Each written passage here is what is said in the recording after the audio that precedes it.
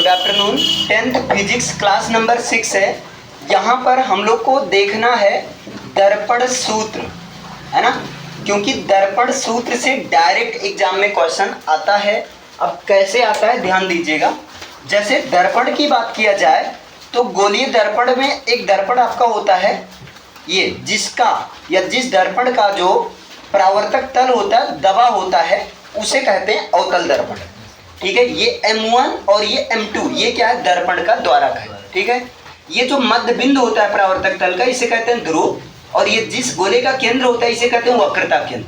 वक्रता केंद्र और ध्रुव को मिला दिया जाता है तब ये बन जाता है वक्रता त्रिज्या।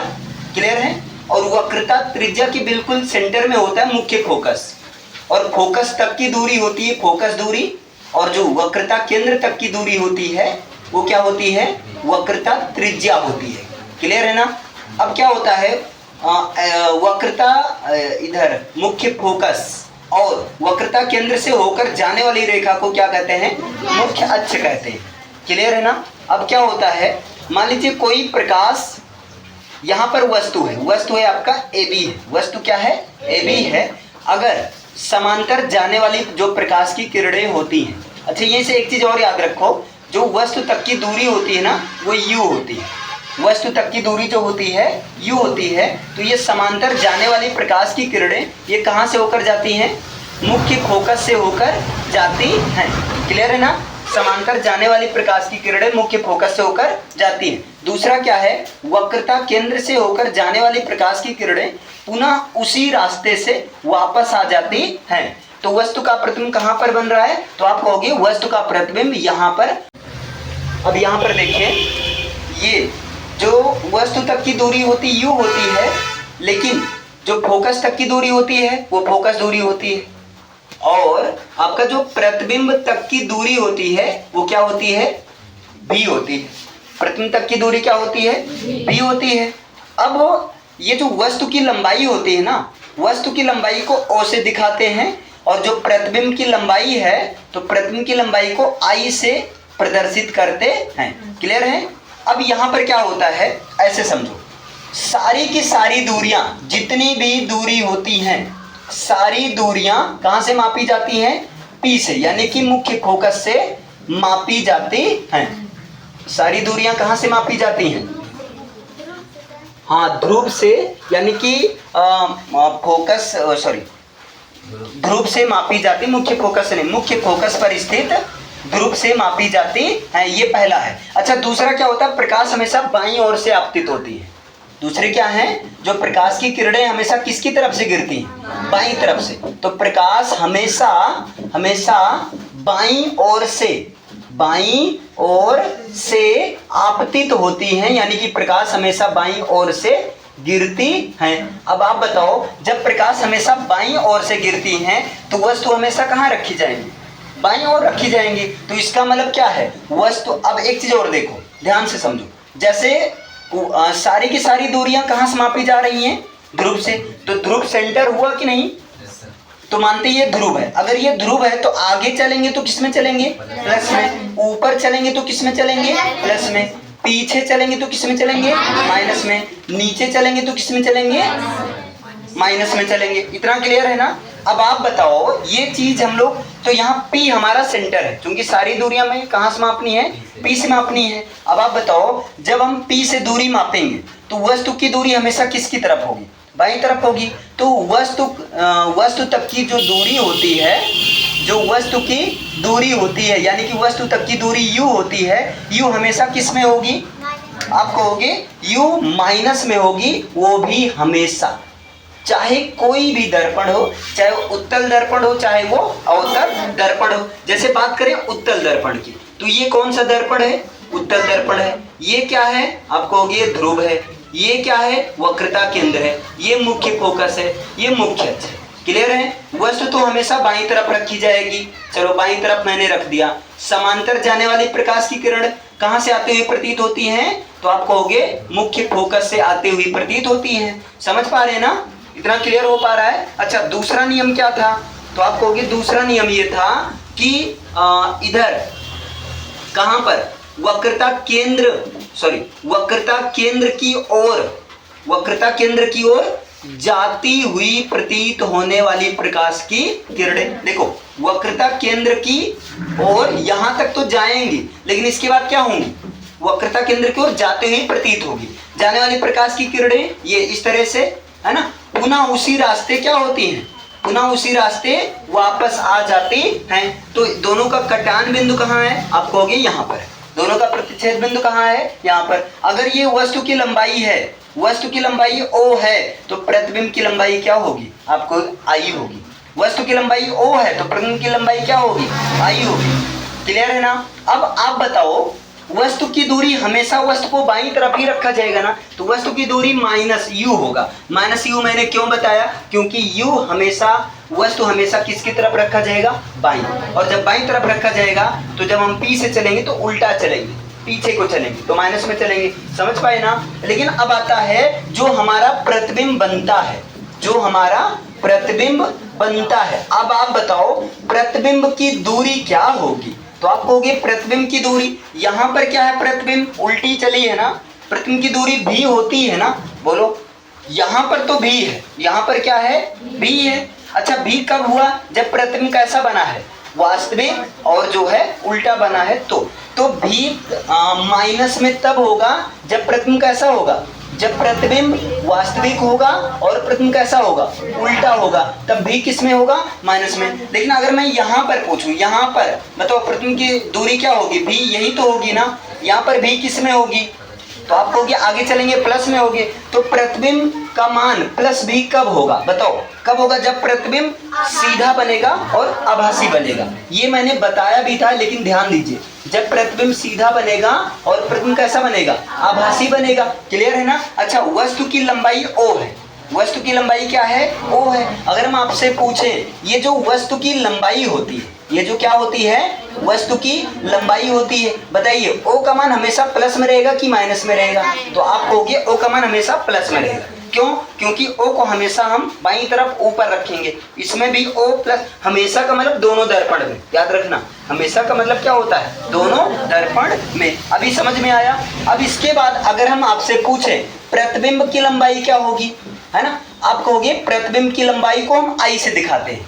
प्रतिबिंब की लंबाई को हम किससे दिखा रहे हैं, I से। तो अगर मैं बात करूं, ये जो प्रतिबिंब की लंबाई होती है, ये I प्लस में होगी कि माइनस में होगी, बताइए। तो अब यहाँ पर, यहाँ के अनुसार देखा जाए तो जो प्रतिबिंब की लंबाई है उल्टी दिशा में नापेंगे, नीचे की तरफ है। प्रतिबिंब कहाँ है, नीचे उल्टा बना है, तो यहाँ I तो माइनस में होगा ना, I क्या होगा, लेकिन यहाँ I किस में होगा, प्लस में होगा। तो I का मान प्लस भी होगा, I का मान माइनस भी होगा। लेकिन प्लस तब होगा जब प्रतिबिंब आभासी और सीधा बनेगा। जब प्रतिबिंब कैसा बनेगा, जब प्रतिबिंब आभासी बनेगा और जब प्रतिबिंब सीधा बनेगा। लेकिन I प्लस I माइनस में कब होगा, जब प्रतिबिंब वास्तविक बनेगा और उल्टा बनेगा। जब प्रतिबिंब कैसा बनेगा, वास्तविक बनेगा, और जब प्रतिबिंब कैसा बनेगा, उल्टा बनेगा, तब I किस में होगा, माइनस में होगा। बताओ ये बात समझ में आ रही है, अच्छे से क्लियर हो पा रहा है ना, बताइए यहाँ तक कोई समस्या। अब यहीं पर एक आता है, रूल आता है कि अगर हम यहाँ पर प्रतिबिंब की लंबाई और वस्तु की लंबाई को अनुपात में देखें, तो प्रतिबिंब की लंबाई और वस्तु की लंबाई को ही हम क्या कह देते हैं, बोलो, हम इसको कह देते हैं आवर्धन क्षमता कह देते हैं। क्या कह देते हैं, आवर्धन क्षमता कहते हैं। क्लियर है, समझ पा रहे भैया, आवर्धन क्षमता। आवर्धन क्षमता को हम किससे दिखाते हैं, M। आप समझने के लिए आप समझ सकते हो, जहां गुना वाला जो रहता है वही आवर्धन क्षमता होता है। अच्छा बताओ प्रतिबिंब की दूरी क्या होगी, B होगी। वस्तु तक की दूरी क्या होगी, U होगी। ये माइनस में, चाहे माइनस यहाँ रखो, चाहे यहाँ रखो, चाहे यहाँ रखो, ये तीनों आपका एक बन गया फॉर्मूला। समझ में आया। आवर्धन क्षमता M बराबर माइनस I अपान O या V अपान U। अगर आप ये माइनस यहाँ ना लगाकर यहाँ लगा सकते हो। ये समझ में आया, बोलो इतना क्लियर हो पाया। अब क्या होता है, फोकस की दूरी की बात किया जाए, है ना। अब बताओ अगर मैं आपसे पूछूं फोकस तक की दूरी क्या होगी, अगर मैं आपसे पूछूं बताइए भैया फोकस तक की दूरी, फोकस तक की दूरी, तो आप कहोगे सर जी फोकस तक की दूरी F। इसमें F कहाँ है, पीछे है। इसमें F कहाँ है भाई, मुख्य ध्रुव से पीछे, तो मतलब यहाँ F क्या है, माइनस में। लेकिन इसमें F कहाँ है, आगे है, इसमें एफ कहाँ है, आगे है, तो आप कहोगे इसमें एफ क्या होगा, इसमें प्लस में होगा। अब बताओ एफ का मान प्लस में कब होगा, जब दर्पण कैसा होगा, उत्तल होगा। जब दर्पण कैसा होगा, उत्तल दर्पण होगा। एफ का मान माइनस कब होगा, जब दर्पण कैसा होगा, अवतल होगा। समझ पाए ना, जब दर्पण आपका अवतल होगा तब एफ किस में होगा, तब एफ होगा माइनस में। बताओ यहाँ तक क्लियर हो पाया सारी चीजें। अब क्या होता है भैया, ये जो यू है, कहाँ पर यू है, ये यू, और ये जो भी है और ये जो एफ है, यू भी एफ में एक संबंध होता है, और वो संबंध क्या होता है ये सबको पता है ना। वो संबंध आपका क्या होता है, तो वो संबंध ये होता है 1/f बराबर होता है 1/v प्लस 1/u, ये चीज होता है।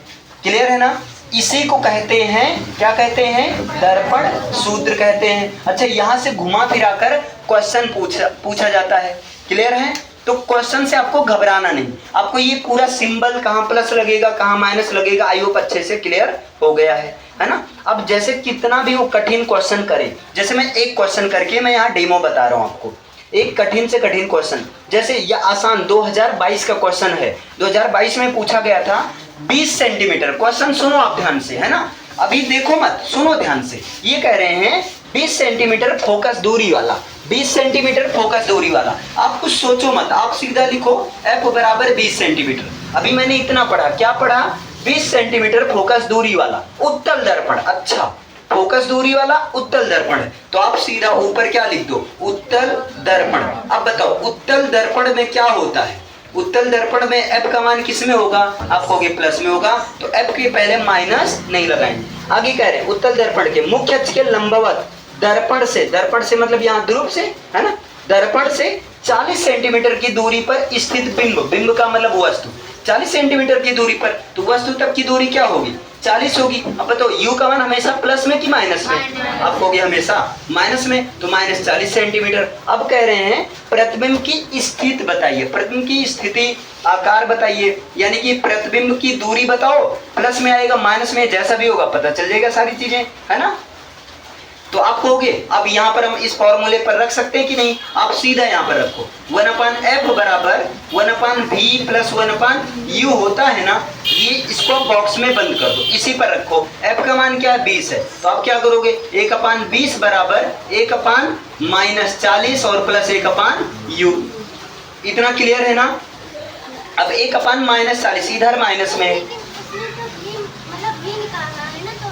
अरे सॉरी उल्टा किया गया, कोई बात नहीं। आप क्या कर दो 1/v प्लस u का मान -40 है, तो यहाँ प्लस में 1/-40 कर दो। क्लियर है ना, प्लस माइनस क्या हो जाएगा, माइनस, तो हम डायरेक्ट यहाँ कर सकते हैं माइनस। ये समझ में आया कैसे आया भाई, यहाँ पर यही तो है, यहाँ प्लस में 1/u का मान है -40, अब यहाँ प्लस माइनस क्या हो जाएगा, माइनस हो जाएगा, तो हम यहाँ क्या कर दे रहे हैं, डायरेक्ट यहाँ कर दे रहे हैं -1/40। बताओ समझ में आया, 1/40 उधर माइनस में, इधर आएगा तो किस में होगा, प्लस में, तो आप कहोगे ये हो जाएगा 1/20 प्लस 1/40 बराबर क्या हो जाएगा 1/v। जब इन दोनों का लासा लेंगे तब क्या आएगा, 40 आएगा। 20 एक्के 20, अरे सॉरी 20 दूना 40, 2 बार गया, मतलब 2 एक्के 2, 40 एक्के 40, कितनी बार गया, एक बार गया, तो यहाँ 1 एक्के 1 बराबर 1/v। अब यहाँ 2 1 3, 3 एक्के 3, क्या हो जाएगा 3v बराबर 4 एक्के 40 एक्के 40, समझे ना। अच्छा v बराबर क्या हो जाएगा 40/3 हो जाएगा। जब 40 को 3 से भाग दोगे तो कितना आएगा, आप कहोगे 3 13 13 39, समझ पाए रहे, नहीं समझ पाए। जब 40 को आप 3 से भाग दोगे तो कितने, 3 एक्के 3, और यहाँ पर 3 एक्के 3, 1 0, 3 त्रिका 9, 0.10, 3 3 ऐसे चलता रहेगा ना, तो v का मान कितना आया 13.33। बताओ प्लस में आया कि माइनस में, प्लस में आया ना, v का मान किस में आया, प्लस में। तो बताओ प्रतिबिंब जब v प्लस में रहता है तब प्रतिबिंब कैसा रहता है, सीधा रहता है, आभासी, तो प्रतिबिंब कैसा होगा, सीधा होगा, आभासी होगा, मतलब दर्पण के दूसरी ओर बनेगा, दर्पण के परावर्तक तल के दूसरी ओर बनेगा। समझ में आया। और कितनी दूरी पर बनेगा प्रतिबिंब, 13.33 सेंटीमीटर की दूरी पर वस्तु का प्रतिबिंब बनेगा। समझे, समझ में आया। ये आप नोट डाउन कर सकते हैं अगर नहीं किए हो तो। क्लियर है, अगर आप किए हैं तो कोई जरूरत नहीं है।